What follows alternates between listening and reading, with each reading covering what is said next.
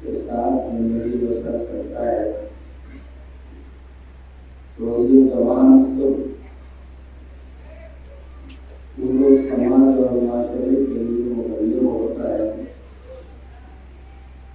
اور یہ قوم کے لوگوں کے درمیان بالخصوص نوجوانوں کے نمونۂ عمل کا فریضہ انجام دیتا ہے۔ ایسے جوان جنہوں نے ایمان اور عمل کو ساتھ رکھتے ہوئے اپنی حیات کا وقت گزارا ہے، وہ دنیا میں بھی کامیاب ہوتے ہیں اور آخرت میں بھی کامیاب ہوتے ہیں۔ مسائل دنیاوی زندگی میں بہت سے آتے ہیں، خاص طور پر جوانوں کے سامنے بہت سے مسائل آتے رہتے ہیں اور ان مسائل کے بارے میں برابر فکر بھی کرتا رہتا ہے۔ مجلس حسین کا ایک فائدہ بہت عظیم یہ ہے کہ بہت سے مسئلے بیان کے ذیل میں بخود حل ہوتے چلے جاتے ہیں۔ اب یہ ہے کہ یہ سننے والے اور سامعین پر منحصر ہے کہ ان کے ذہن و دماغ میں اگر کسی طرح کا کوئی شبہات یا کسی طرح کا کوئی شک یا کسی طرح کا ڈاؤٹ پیدا ہوتا ہے تو انہیں ان شبہات کو خود اس بیان کرنے والے کے سامنے پیش کرنا چاہیے تاکہ وہ ان شبہوں کو دور کر سکے اور سننے والے کے لیے شبہے کی منزل نہ رہ جائے بلکہ فیض بزم حسینی کے نتیجے میں یقین کی منزل تک پہنچے اور یقین کے ساتھ زندگی بسر کرے۔ ایسے ایماندار افراد جو جوان ہوتے ہیں اور جوانی کے دور میں ان کا عمل اور ان کا ایمان مضبوط اور پاکیزہ ہوتا ہے، اللہ ان جوانوں کو ان ضعیفوں کے مقابلے میں زیادہ اجر اور زیادہ ثواب سے نوازتا ہے، اس لیے کہ جوانوں کے پاس بہت سے بہکانے والے خیالات اور بہکانے والے طاقتیں ہوتی ہیں جو انہیں دوسری راہ پر لگانا چاہتی ہیں، لیکن یہ اہل ایمان کی بنا پر اگر اسی صراط مستقیم پر رہ جاتا ہے تو یہ انسان بالکل کامیاب ہوتا ہے۔ صلوات پڑھیے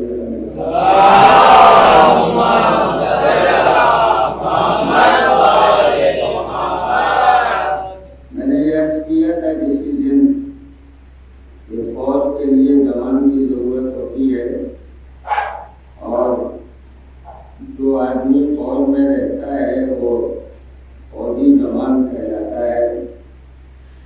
یہ امام حسین علیہ السلام کی مجلسیں آخری امام کی فوج کے لیے جوان ہیں جو تیار کیے جا رہے ہیں اور دھیمے دھیمے یہ لشکر امام کے لشکر کے ساتھ رہنے والا ہے۔ اتنی گزارش کے بعد آپ کبھی تاریخ پڑھتے بھی ہوں گے اور سنتے بھی ہوں گے کہ کس انداز سے جوان مذہب کا ساتھی بنتا ہے اور مذہب کو دنیا کے درمیان پہنچاتا ہے۔ میں نے مسلسل مسلسل یہ عرض کیا کہ جوانوں کو دین کی راہ میں آگے بڑھنا چاہیے اور دین کی تبلیغ کے لیے پیغمبر کے فرمودات اور علم معصومین کے بیان کیے ہوئے احکام کو سامنے رکھ کے سب آگے بڑھنا چاہیے تاکہ اس کا عمل بالکل باتوں کا نتیجہ کہ وہ ظاہر رہے۔ آج جو گزارش میں کر رہا ہوں، جب کبھی میدان جنگ میں کوئی فوجی یا کوئی جوان گزرتا ہے تو اس کے پاس سب سے بڑی طاقت ایمان کی طاقت ہوتی ہے۔ ایمان کے ساتھ اس کا نیک عمل اس کے ایمان کا پشتنا ہوتا ہے اور اس کے ایمان کو طاقتور بناتا چلا جاتا ہے۔ جوانوں کے اس تذکرے میں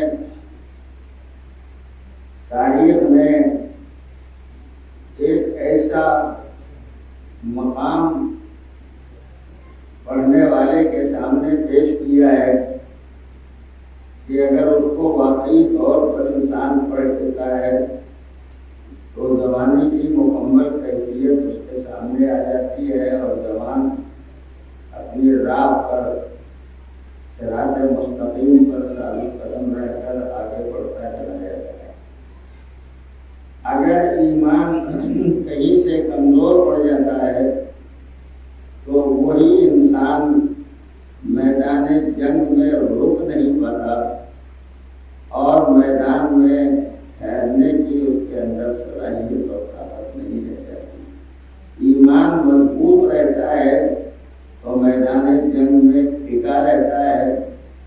اکیلا بھی اگر ہوتا ہے تو پورے دشمن کے لشکر پر بھاری ہوتا ہے، اس لیے کہ اس کے ساتھ ایمان کی طاقت، ایمان خدا پر ہوتا ہے تو خدا کی طاقت، ایمان رسول پر ہوتا ہے تو رسول کی طاقت، ایمان ائمہ معصومین پر ہوتا ہے تو ائمہ معصومین کی طاقت ساتھ ساتھ ہوتی ہے۔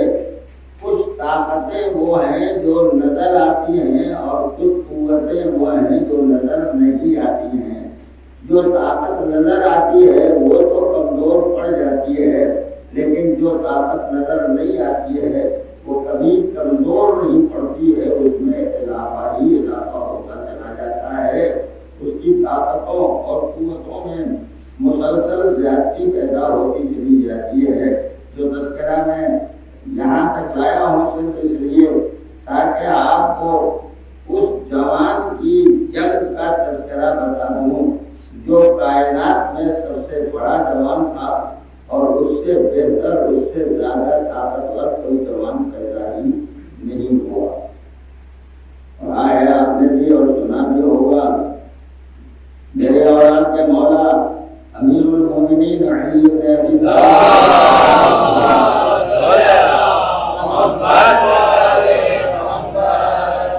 اپنی طاقت اور اپنی قوت کا اعلان کرتے ہوئے یہ ارشاد فرمایا کرتے تھے کہ اگر کسی مقام پر میں جم کے کھڑا ہو جاؤں تو عرب کی پوری بہادر طاقتیں، عجم کی پوری شجاع طاقتیں دونوں مل کے اگر میرے قدموں میں لغزش پیدا کرنا چاہیں گی، ہلانا چاہیں گی تو یہ خود ہل سکتے ہیں، مگر علی کے قدموں میں کوئی لغزش نہیں پیدا ہوگی۔ یہ تعلیم رہا ہے۔ اور پھر فضائل مولانا کائنات کے بیان کرنے میں یہ مورخین اور مفکرین نے لکھا ہے کہ فضائل اتنے تھے کہ ان سب کو بیان نہیں کیا جا سکا۔ کچھ فضیلتیں نبی نے اس لیے چھپا دی کہ لوگ بانٹنے نہ پائیں، کچھ فضیلتوں کا اظہار تاریخ نے نہیں کیا اور کچھ فضائل دشمنوں نے چھپا دی ہے تاکہ اس عظیم انسان کی فضیلتیں سامنے نہ آنے پائیں۔ لیکن اس کے باوجود جتنے فضائل آج کتابوں میں پائے جاتے ہیں انہی کو اگر مسلسل بیان کیا جائے تو آدمی کی عمریں ختم ہو سکتی ہیں، مگر فضائل علی کی انتہا نہیں ہو سکتی ہے، انہیں کبھی آخری منزل تک نہیں پہنچایا جا سکتا ہے۔ تاریخ نے لکھا، فضائل آئے اور فضائل نے دنیا کے سامنے اپنے مرحلے کو رکھا اور دنیا نے اسے پہچانا بھی۔ دشمنی کی تاریخ جہاں سے چلی ہے اس تاریخ نے ہمیشہ فضائل اہل بیت طاہرین کو چھپانا چاہا ہے، چھپتا چلا جائے تاکہ لوگ اسے نہ مانیں۔ غلط روایتیں بنائی گئی، نئی نئی حدیثیں تیار کی گئی، بڑے بڑے گروہ سامنے آئے، لشکر کے لشکر مقابلہ کرتے رہے، بڑے سے بڑے لوگوں نے حکومتوں کے ذریعے، سلطنتوں کے ذریعے، امارتوں کے ذریعے، اپنے اقتدار اور حکومت کے ذریعے، اپنے روب و ضابط کے ذریعے فضائل اہل بیت طاہرین کو چھپانا چاہا۔ لیکن جب میں کبھی تاریخ پڑھتا ہوں یا آپ پڑھیں گے اور اس کے بین السطور کا مطالعہ کریں گے تو آپ کو اندازہ ہوگا، آپ نے برابر دیکھا ہوگا برسات کے زمانے میں یا اس کے علاوہ کسی اور زمانے میں اگر سیلاب آ جائے تو سیلاب جدھر بھی چاہے جاتا رہتا ہے، لوگ اپنی آبادیوں کو بچانے کے لیے سیلاب پر بند باندھتے ہیں تاکہ سیلاب آبادی میں داخل نہ ہونے پائے، آبادی محفوظ رہے۔ سیلاب کو روکنے کے لیے جب بند باندھا جاتا ہے تو کیا آپ نے کبھی دیکھا ہے کہ سیلاب نے بند باندھنے کے بعد اپنا رخ پلٹ دیا ہو؟ سیلاب اپنا رخ نہیں پلٹتا، سیلاب تو اسی بند سے ٹکراتا رہتا ہے، ٹکراتا رہتا ہے، ٹکراتا رہتا ہے، اتنی دیر ٹکراتا ہے کہ اس بند میں کہیں سے دراڑ پیدا ہو جائے، اور جب دراڑ پیدا ہو جاتی ہے تو یہ رکا ہوا سیلاب اتنی تیزی سے آگے بڑھتا ہے کہ پھر کوئی بند باندھنے والا بند باندھ بھی نہیں سکتا ہے اور اس سیلاب کو روک بھی نہیں سکتا ہے۔ فضائل اہل بیت طاہرین کا یم بیم موج در موج بڑھتا ہوا سیلاب اس طرح تیزی کے ساتھ آگے بڑھ رہا تھا، مگر حکومتوں نے بند باندھا، خلافتوں نے بند باندھا، خامشوں نے بند باندھا، ارباب اقتدار نے بند باندھا، ارباب سلطنت نے بند باندھا، بنی امیہ نے بند باندھا، بنی عباس نے بند باندھا، بادشاہوں نے بند باندھا، ارباب اقتدار نے بند باندھا، ملک و مال والوں نے بند باندھا، مگر فضائل اہل بیت کا سیلاب ان حکومتوں سے ٹکراتا رہا، ان سلطنتوں سے ٹکراتا رہا، ان ارباب اقتدار سے ٹکراتا رہا، اتنا ٹکرایا کہ کہیں نہ کہیں دراڑ ضرور پیدا ہو گئی، اور جب دراڑ پیدا ہو گئی تو فضائل کا بہتا ہوا سیلاب تیزی کے ساتھ چلا۔ بنی امیہ میں دراڑ پیدا ہوئی تو ایک پیدا ہو گیا، بنی عباس میں دراڑ پیدا ہوئی تو دوسرے پیدا ہوئے۔ جب یہ سیلاب تیزی کے ساتھ چلتا ہوا آگے بڑھا، جیسے ہی دراڑ پیدا ہوئی تو نہ حکومت رہ گئی، نہ سلطنت رہ گئی، نہ اقتدار رہ گیا، نہ سلطنت رہ گئی، نہ دولت رہ گئی، نہ مال رہ گیا، نہ شاہ رہ گئی، نہ بادشاہ رہ گئے، نہ خلافت رہ گئی، نہ ارباب دولت رہ گئے، کوئی باقی نہیں رہ گیا۔ کسی کا تاج اڑ گیا، کسی کی سلطنت چلی گئی، کسی کا تخت بہ گیا، کسی کا اقتدار رخصت ہو گیا، سب کے سب بہتے چلے گئے۔ فضائل اہل بیت طاہرین کے سیلاب میں سب بہ گئے، کسی ایک کا کوئی نام لینے والا نہیں ہے، نہ بادشاہوں کا نام، نہ سلاطین کا نام، نہ شہنشاہوں کا نام، نہ ارباب حکومت و اقتدار کا نام، سب چپ ہو گئے، سب خاموش ہو گئے، سب کا پن پھوٹ گیا۔ مگر فضائل اہل بیت کا بہتا ہوا سیلاب اتنی تیزی سے آگے بڑھا کہ سب کے سب بہ گئے، مگر اہل بیت کا ایک آج بھی پردے غیب میں موجود ہے، موجود ہے کہ دنیا کو بتا رہا ہے سب کا مقدر مٹ جانا ہے، اہل بیت کا مقدر باقی ہے۔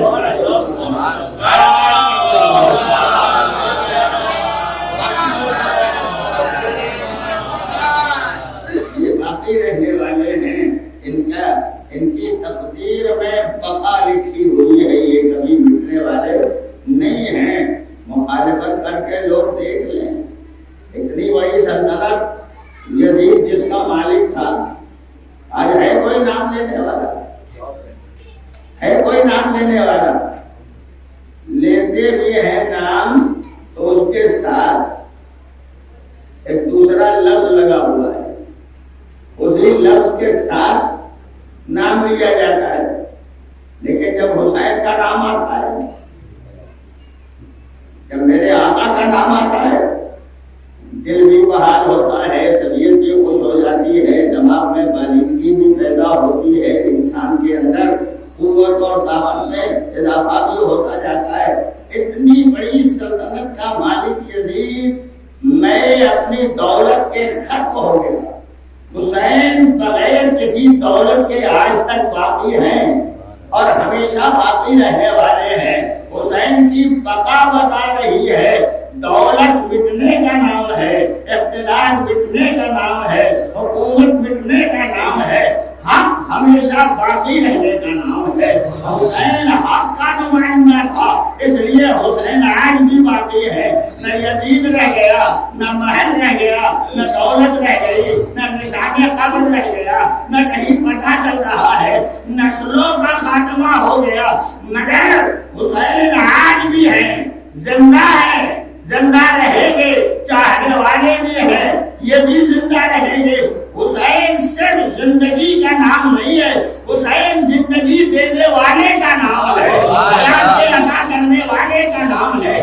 جو وابستہ ہو گیا وہ بھی حیات پا گیا، مضبوط ہو گیا وہ بھی زندگی پا گیا، اور آج تک زندگی پائے ہوئے لوگ حسین کی بارگاہ سے موجود ہیں، تو حسین کے ساتھ تھے۔ میں نے ذکر کیا تھا کہ ایسے بہادر اور ایسے جوان کا تذکرہ کروں، یہ تو درمیان میں بات آ گئی تھی، میں نے گزارش کر دی، مگر جوان کتنا بڑا جوان ہوتا ہے تو میدان جنگ میں قدم رکھ دے تو اس کے قدموں کو کوئی ہلا نہیں سکتا۔ جنگ برابر آپ نے سنی، میں پوری جنگ نہیں سنا ہوں، ایک صلوات پڑھیے۔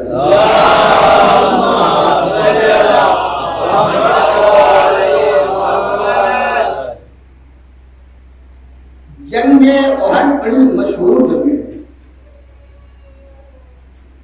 کافروں سے لڑی جانے والی یہ جنگ اور مسلمانوں کا تھوڑا سا لشکر کافروں کی ہزاروں کی تعداد کے مقابلے میں یہ تھوڑا سا لشکر ہے جو مقابلہ کرنے کے لیے جا رہا ہے، جسے یقین ہے کہ کامیابی ہمیں کو ملے گی، کسی اور کو کامیابی نہیں ملنے والی۔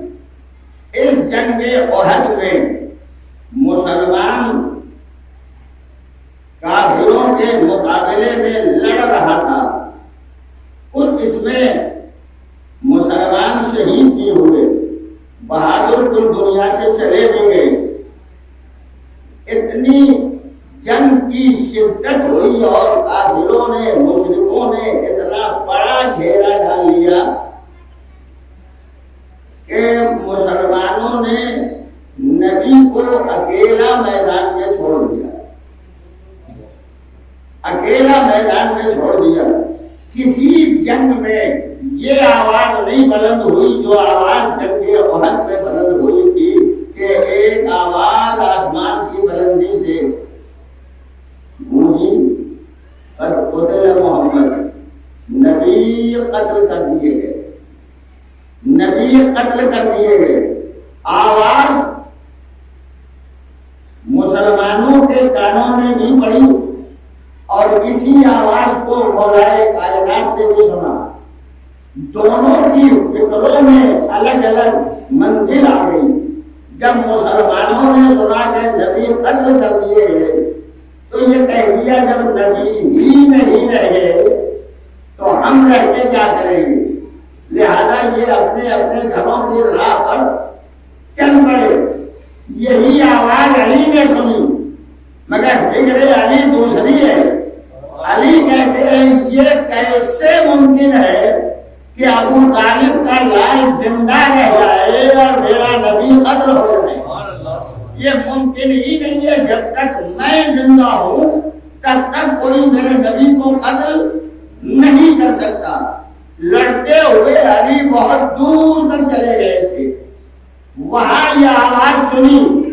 اب جو ادھر سے چلے, اب یہ جو فطرے میں کہہ رہا ہوں اسے آپ دھیان رکھیے گا. واپس ہونے کے دو طریقے ہیں.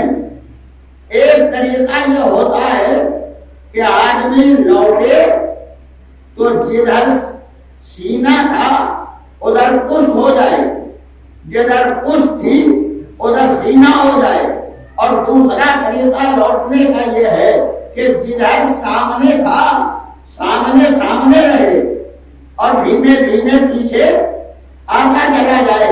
علی میدان احد میں دور لڑتے ہوئے جب اس شیطانی آواز کو سن رہے تھے تو علی اس طرح نہیں لوٹے کہ سینہ پشت کی جانب آ جائے, پشت سینے کی جانب آ جائے, بلکہ وہیں سے دھیمے دھیمے پلٹتے چلے گئے. میں ہاتھ جوڑ کے پوچھتا ہوں مولا جلدی آئیے, یہ آواز بلند ہو چکی. کہ مجھے یقین ہے جب تک میں ہوں تب تک میرا نبی کا کوئی باردیگا نہیں کر سکتا, لہذا میں دھیمے دھیمے آ رہا ہوں. راز تاریخ نے لکھا علی اگر پلٹ گئے ہوتے تو کل دشمن کو لکھنے کا موقع مل جاتا کہ ہم نے میدان جنگ میں علی کی پیٹھ دیکھ لی, سجا کے علی پر یہ بھی وار تھا. ہم نے اس علی دیکھی, دھیمے دھیمے آئے, چاروں طرف دیکھا, نبی نظر نہیں آ رہے. اوپر دیکھا, نیچے دیکھا, داہنے بائیں, ہر طرف دیکھ لیا, مگر ابھی بھی یقین ہے میرا نبی ہے, زندہ ہے میرا نبی. میں جب چاروں طرف دیکھ چکے تو ایک دفعہ اس گڈھے کی طرف دیکھا نبی مولا نے, جس میں نبی زخمی حالت میں اس گڈھے میں تھے. اب یہاں کے بعد انشاءاللہ بالکل خیر برقرار رہے گا. دیکھا علی نے اور دیکھ کے کہا نبی آپ یہاں؟ کہا علی میں یہاں ہوں, میں یہاں ہوں. لڑتے ہوئے علی نے آگے نبی کو بچایا ہے. دشمن کا لشکر ادھر رہا, علی آگے پیغمبر کی حفاظت کر رہے ہیں. اور جب حفاظت کا مرحلہ آیا, اب آپ میری طرف دیکھیے گا تاکہ میں اس منظر کو اپنے ہاتھوں کے ذریعے, اپنے لفظوں کے ذریعے آپ کے سامنے پیش کر سکوں. نبی ہیں اس گڈھے میں, علی ہیں زمین کی سطح پر. علی چاہتے ہیں نبی کو نکالیں. آپ توجہ کریں گے تب میں کہوں گا, چاہتے ہیں نبی کو نکالیں. نکالنے کا طریقہ بتا دیجیے. ہاتھ بڑھائے علی, بازو پکڑے نبی کا, پوری طاقت سے اٹھائے, تب زمین پر نبی آئیں گے. علی نے اپنی طاقتوں کا مظاہرہ کیا, بازوئے نبوت کو پکڑا, پکڑ کے پوری طاقت سے اٹھایا. نہیں ابھی آپ تاریخ کا مطلب یاد رکھیے گا تو بہت آسان ہوگا. پوری طاقت سے علی نے اٹھایا, زمین پر آ گئے. اور جیسے ہی زمین پر آئے تو نبی نے آواز دی علی آج تو نے میری مشکل حل کی. میں یہاں تھا نیچے تو تم نے بازو پکڑ کے اٹھایا, تو صحیح کی موقع آ جائے میرا ہوگا, بازو تمہارا ہوگا, ایک اونچا اٹھا دوں گا. کیوں حد میں اگر دشمنوں نے مجھے دیکھ لیا تھا تو غدیر میں منافق تمہیں دیکھ لیا.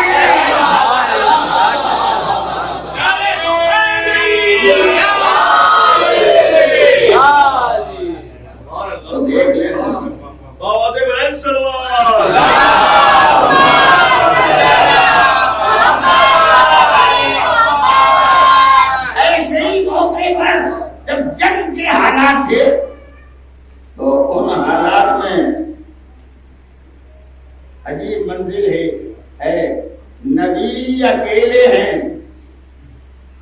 نبی اکیلے ہیں، خدا اکیلا ہے، خدا اکیلا ہے، نبی اکیلے ہیں، میرا مولا اکیلا ہے۔ میں ہاتھ جوڑ کے نبی سے پوچھوں، حضور جب جنگ کی اتنی شدت تھی تو آپ نے میدان جنگ چھوڑا کیوں نہیں؟ اور اگر نہیں چھوڑا ہے تو تلوار آپ کے پاس تھی، تلوار چلائی کیوں نہیں؟ نہ نبی نے تلوار چلائی، نہ میدان جنگ چھوڑا۔ آواز آئے گی تلوار اس لیے نہیں چلائی کہ میں رحمت للعالمین نہ رہ جاتا، اگر تلوار چلا دیتا تو رحمت للعالمین نہ رہتا، اور میدان جنگ اگر چھوڑ دیتا تو میں کائنات کا رسول نہ رہ جاتا۔ رسالت میں نے بچائی، اپنی رحمت کو بچایا۔ اب علی ہے، خدا ہے، نبی، کلمہ مکمل بہت آسانی سے ہو جائے گا، بہت آسانی سے کلمہ مکمل ہو جائے گا۔ ایک خدا ہے جو دیکھ رہا ہے، ایک نبی ہے جو کھڑا ہوا ہے، ایک علی ہے جو بچا رہے ہیں۔ دیکھنے والے کا نام ہے خدا، لا الہ الا اللہ۔ کھڑے ہونے والے کا نام ہے رسول محمد الرسول اللہ۔ سکھانے والے کا نام ہے علی، علی ولی اللہ۔ ایک ہی میدان میں یہ تینوں مرحلے کلمے کے طے ہو جائیں گے، اور جب ایسی منزل آئی تو پھر دشمن قریب آ گئے، حملہ کرنے لگے، کوئی تیر، کوئی تلوار، کوئی نیزہ، کوئی شمشیر، سب چلا رہے ہیں۔ ایک علی ہے بچانے والے۔ مجمع تو جا چکا مجمع، وہی جو بالکل قریب رہنے کے دعوے دار تھے وہ سب چلے گئے، اور جس کو قریب نہیں جانتے تھے وہ قریب ہے۔ اب مثال تو بچے آسانی سے سمجھ جائیں گے۔ اب یہ برسات کا زمانہ ہے نا، تو جہاں بلب یا راڈ جلتا ہے تو کیڑے آتے ہیں کہ نہیں آتے ہیں؟ آنے والے کیڑے دو طرح کے ہوتے ہیں، یہ دیکھتے آپ بھی ہوں گے، دیکھتا میں بھی ہوں، ہر ایک کی اپنی اپنی نظر ہے۔ ایک کیڑا وہ ہوتا ہے جو اس راڈ سے اور اس بلب سے آ کے ٹکراتا ہے، گھومے گا ٹکرائے گا، گھومے گا ٹکرائے گا، گھومے گا ٹکرائے گا۔ دوسرا کیڑا وہ ہوتا ہے جو کبھی نہیں ٹکراتا، ہاں چکر لگاتا رہتا ہے۔ کیڑا روشنی کی چیز نہیں ہے، کیڑا اندھیرے کی چیز ہے۔ روشنی جب آتی ہے تو اس میں آتا ہے، جو ٹکراتا ہے اس کا ارادہ یہ ہوتا ہے اس روشنی کو بجھانے، نہ روشنی رہ جائے گی اور نہ ہمارے لیے زحمت کا سامنا کرنا ہوگا، اسی لیے بار بار ٹکراتا ہے۔ اب دیکھو توجہ کر لیتے ہیں کہاں تک ذہن آپ کا کام کرتا ہے، میں فیصلہ کہوں گا۔ جو ٹکراتا ہے وہ روشنی کو تو بجھا نہیں پاتا، روشنی کو بجھا نہیں پاتا۔ جب نہیں بجھا پاتا تو کبھی دائیں گر جاتا ہے،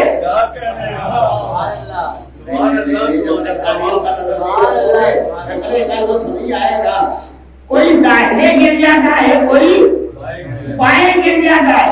جب گر جاتا ہے تو یہ دائیں والا دائیں پڑا ہے، بائیں والا بائیں پڑا ہے۔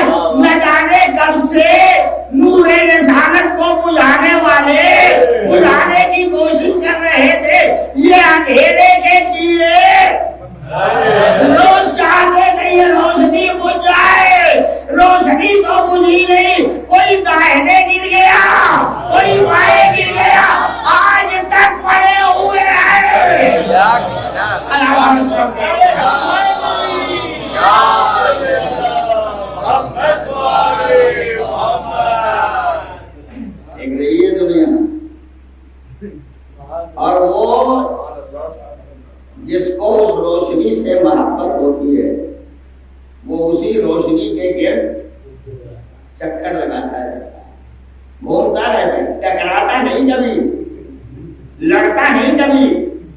جنگ نہیں کرتا، اس لیے کہ یہ اندھیرے والا نہیں ہے، یہ روشنی والا ہے، یہ نور والا ہے، اس لیے کبھی اس سے جنگ نہیں کرے، ٹکرائے گا نہیں۔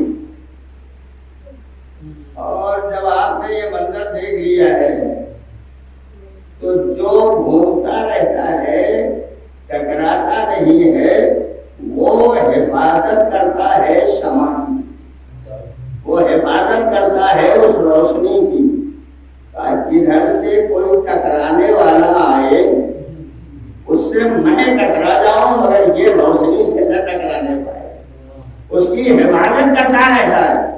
میدان احد میں ایک شمع نبوت تھی جو جل رہی تھی، ایک پروانہ تھا جو حفاظت کر رہا تھا، ایک خدا تھا جو دیکھ رہا تھا، دیکھ رہا ہے میرا نبی یہاں ہے، نبی مطمئن کھڑا ہوا ہے، پروانہ چاروں طرف گھوم گھوم کے تلواریں روکتا ہے، نیزہ روکتا ہے، پتھر روکتا ہے، دشمنوں کے حملے روکتا ہے، پر جو نبی کو میدان جنگ میں دیکھ کے بچا لے، دشمنوں کے چلے جانے کے بعد، دوستوں کے چلے جانے کے بعد، احباب کے چلے جانے کے بعد جو نبی کو بچا لیتا ہے اسے کہتے ہیں فتح۔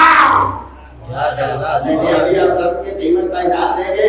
اسی منزل پر ادھر سے پیغام آیا، لا فتح الا علی، لا سیف الا ذوالفقار، بس جیسے ہی لا فتح کا فقرہ آیا یہ سب لا فتح ہو گئے۔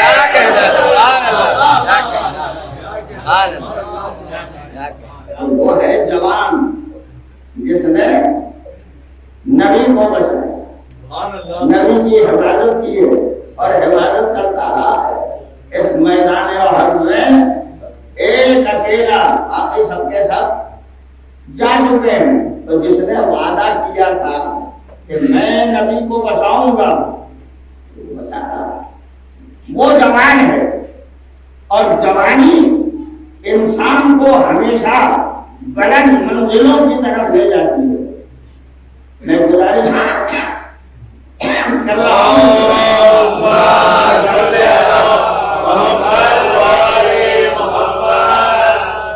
ایسی منزل آ گئی ہے کہ میں نے تقریباً وقت بھی ختم کر دیا ہے پڑھتے پڑھتے، اور آپ جب کیف میں آ جاتے ہیں تو میرا بھی دل کچھ چاہتا ہے کہ میں سنا دوں۔ صلوات پڑھیے ذرا۔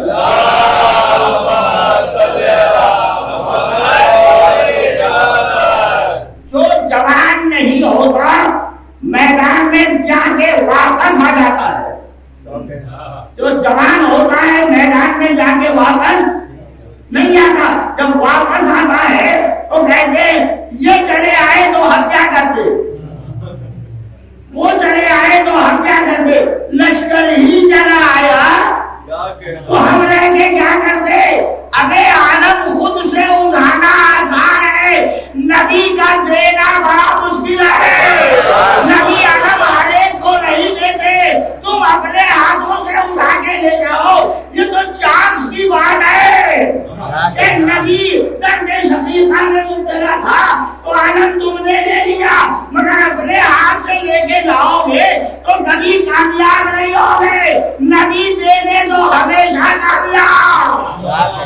ناکامی کا سامنا نہیں کرنا پڑے تو وہ جوان جاتے ہیں واپس چلے جاتے ہیں، واپس چلے آتے ہیں، جاتے ہیں واپس چلے آتے ہیں۔ اور ایک ایسا بہادر ہے میدان میں رکا ہوا، شجاعت کا کمال یہ ہے کہ میدان کبھی چھوڑے نہیں۔ بہادری کا کی انتہا یہ ہوتی ہے کہ جہاں قدم جما کے کھڑا ہو جائے اور وہی قدم رہے، دشمنوں کے ساری طاقتیں خاک میں مل جائیں مگر اس کے اوپر کوئی اثر نہ پیدا ہوتا ہو۔ پہلی بات آپ نے سن لی ہے اور ایک مسئلہ ہے وہ بھی سن لیجیے۔ صلوات پڑھیے ذرا۔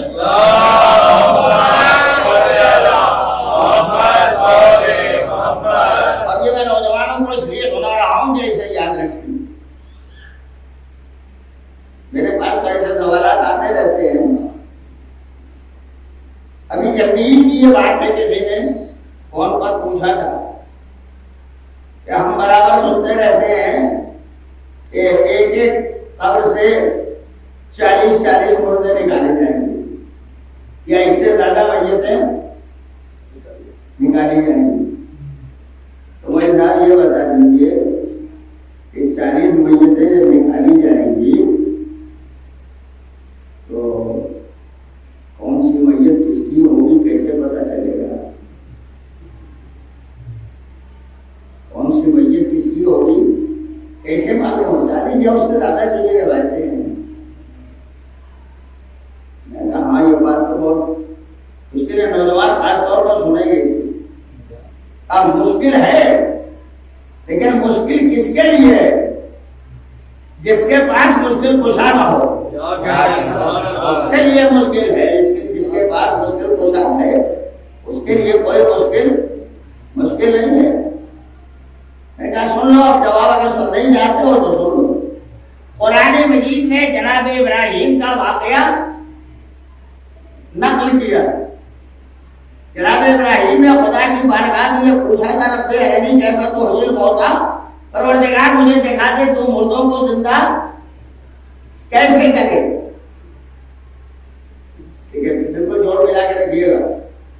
40 میتیں ایک قبر سے، اس سے زیادہ میتیں ایک قبر سے، کیسے پتا چلے کہ یہ فلاں ہے، یہ فلاں ہے، یہ فلاں ہے؟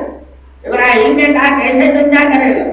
خدا عالم نے ارشاد فرمایا ابراہیم 4 پرندے لے لو، پرندوں کو ذبح کرو، ذبح کر کے ایک دوسرے کا گوشت دوسرے میں ملا دو، قیمہ کر دو، چونچ صرف اپنے پاس رکھنا،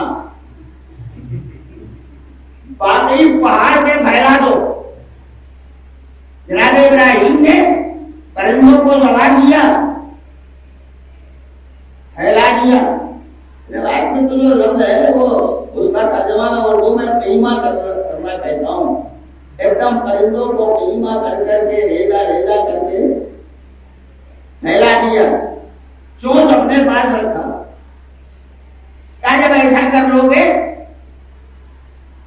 تو تم انہیں آواز دینا، سمت اور ہم ان کو پکارنا، یاتینا کا سایہ، یہ تمہارے پاس تیزی سے دوڑتے ہوئے آ جائیں گے. اگر ایک کا گوشت دوسرے میں مل گیا، دوسرے کا گوشت تیسرے میں مل گیا، ایک کا کام دوسرے میں ملا، دوسرے کی آنکھیں دوسرے میں ملی، یہ سب کا سب مل جل گیا، تو یہ کیسے آئیں گے؟ قرآن کہتا ہے یہ دوڑتے ہوئے تمہارے پاس آئیں گے. 40 میتیں ایک قبر سے نکالی گئی ہے نا، نہ جانے کس کی ہڈی کون سی ہے، نہ جانے کس کا گوشت کون سا ہے، نہ جانے کس کے حالات کیا ہیں. مگر خدا یہ کہتا ہے جب تم ان پرندوں کو بلاؤ گے چونچ پکڑ کے تو یہ پرندے آئیں گے. اور مورخین نے لکھا کہ جب بلایا جناب ابراہیم نے، ایک کی چونچ پکڑی، وہاں سے گوشت اڑ کے چلے آئے تو جو کان کی جگہ تھی وہاں کان ہی لگا، جو ناک کی جگہ تھی وہاں ناک ہی لگی، جو دہن کی جگہ تھی وہاں دہن ہی لگا. پورا جسم پرندے کا تیار ہو گیا اور بلا رہا ہے. ابھی آپ توجہ کر لینا، ٹھنڈا کہتا ہوں، اور بلا رہا ہے. ابراہیم تب بلا رہے ہیں جب امام ہو چکے،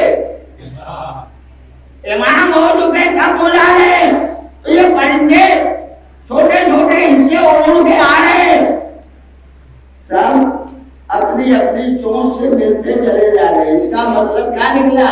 مطلب یہ ہے کہ اگر امام بلائے تو جو چیز جہاں کی ہوگی وہی آگے لگے گی، اس کے علاوہ جگہ نہیں جائے گی. امامت کی آواز میں بڑا اثر ہوتا ہے، اس اثر کا اندازہ دنیا نہیں لگا سکتی. چونچ ابراہیم نے پکڑی، پرندے اپنے حصوں کو لے کے چلے آئے، پرندے تیار ہو گئے. اللہ نے بھی ایک چیز کو اپنے قابو میں رکھا ہے، آج جسم تم مٹی میں ملا دو مگر روح میرے پاس آئے. جب میں روح کو آواز دوں گا تو جو جس کی روح ہوگی اسی کے جسم کا حصہ آئے گا اور بنتا چلا جائے گا. ایک سلام پڑھ دو.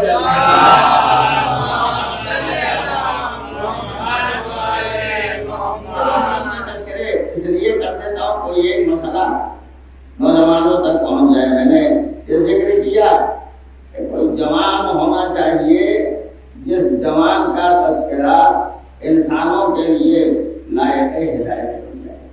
بس آج یہ محرم الحرام کی تاریخ جو آ چکی ہے اس مسائل کے حصے میں نے پڑھے ہیں اور آج ایک جوان ہی کا تذکرہ مجھے کرنا بڑا بےکس جوان ہے, بڑا مظلوم ہے یہ جوان.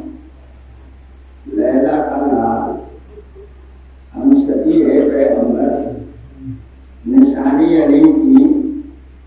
اس ایک جوان کو پیغمبر نے اپنی شباہت دے دی ہے. اسی جوان کو علی نے اپنا نام دے دیا ہے. اسی جوان کو زہرا نے اپنی عمر دے دی ہے. عمر شہزادی کی ہے, نام علی کا ہے, شباہت پیغمبر کی ہے. اور یہ جوان جب کربلا کے میدان میں آیا ہے تو یہ آغوش زینب کا پانا ہوا ہے. شہزادی کی آغوش میں پڑھنے والا یہ جوان جب ایک دفعہ حسین کی خدمت میں آتا ہے, بابا مجھے بھی میدان میں جانے کی اجازت دے دو, کیا جب سب شہید ہو جائیں گے تو میری زندگی پر خاک ہے. باپ شہید ہو جائے, بیٹا زندہ رہ جائے, یہ کیسے میں برداشت کر سکوں گا. حسین نے پہلے مرحلے میں کہا تھا اکبر اگر جانا ہی چاہتے ہو تو جاؤ اس ڈوبی سے اجازت لے لو جس نے بڑی آرزوؤں سے پالا ہے, بڑی تمناؤں سے پروان چڑھایا ہے, بڑی بڑی امیدیں ہیں. چھوٹی زینب کو جاؤ زینب سے اجازت لے لو. بڑا مشکل مرحلہ ہوتا ہے. کوئی جوان جائے اور اس ماں سے اجازت لے جس نے آغوش میں پروان چڑھایا ہے. بڑا مشکل ہوتا ہے یہ مرحلہ. مگر ایک دفعہ امام کا حکم پا کے بیٹا زینب کے خیمے میں آیا. مجھے یقین ہے آپ جب سوچیں گے آنکھوں سے آنسو روا ہو جائیں گے. اور میں وہ لفظ دھیمے دھیمے پڑھ رہا ہوں تاکہ آپ متوجہ ہو جائیں. کربلا کا مقتل, زینب کا خیمہ, خیمے میں اکبر جیسے ہی پہنچے زینب نے بیویوں کو آواز دی, بیویوں آؤ, بیویوں آؤ, بیویوں آؤ, میری گود کا پالا, میری گود کا پالا. اب مقصد میں جا رہا ہے, اجازت لینے آیا ہے. میں آپ سے پوچھتا ہوں جب کسی گھر سے جنازہ نکلتا ہے تو زندہ حالت میں جنازہ نہیں نکلتا, موت ہو جائے تب جنازہ نکلتا ہے. تو یا مردوں اور گھر سے نکلتے ہوئے جنازے کے قریب کھڑے ہوتے ہیں. اب یہ جانے والا واپس نہیں آئے گا. قسم ہے کربلا کے میدان میں زینب کے خیمے میں بیویاں تو رویا کھڑی ہوئی ہے. اکبر زندہ ہے. اگر کسی کا زندگی میں جنازے کی شکل میں نکلنا ہوا ہے تو وہ جوان اکبر ہے جو بیویوں کے درمیان سے نکلنا چاہتا ہے. مگر جب نکلنا چاہتے تھے تو بیویاں آگے جمع ہو کے کہتی تھی نہ جاؤ میرے جوان نہ جاؤ. ان بیویوں کا نگراں کون ہوگا, ان بیویوں کا محافظ کون ہوگا.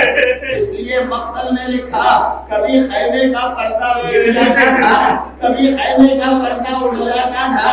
جب نکلنا چاہتے تھے بیویاں گھیر لیتی تھی. آخر ایک دفعہ لیلا کا لال, حسین کا لال, حسین کا پردہ زینب کے خیمے سے گردن جوڑائے ہوئے حسین کے قریب آیا. بابا میں نے شہزادی سے اجازت لے لی ہے, بابا اب آپ کی اجازت دے دیجیے. تاکہ میں جنگل میں جا سکوں۔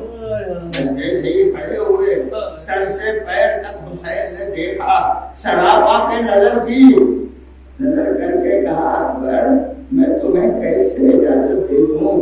میں جو اپنے نانا کو دیکھنا چاہتا تھا تو تمہیں دیکھ لیتا تھا، میرا نانا یاد آ جاتا تھا۔ میں اپنے بابا کو دیکھنا چاہتا تھا، تمہارا نام لیتا تھا، میرا بابا یاد آ جاتا تھا۔